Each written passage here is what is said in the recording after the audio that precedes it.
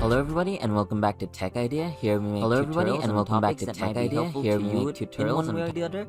And today we're going to be talking more about Spider-Man, Marvel Spider-Man that's coming to PC. So it is Marvel Spider-Man Remastered, meaning it's going to have better graphics and better visuals than the one you've seen on PS4. And if you're going to be playing on PC with the settings all cranked up, it's going to have better graphics than the one on the PS5 as well, because, you know, that's a console and a PC is more powerful. And on top of that, we have a little bit of more information regarding it.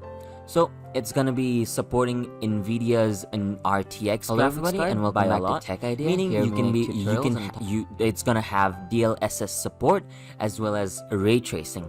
So if you have a graphics card that's 3000 series, that is very preferable, because the 2000 series, if it's a 2060, it's gonna have a hard time doing all the ray tracing, as well if it's a 3070, it's gonna have a hard time. Not really a very hard time, but you might have not the FPS you want.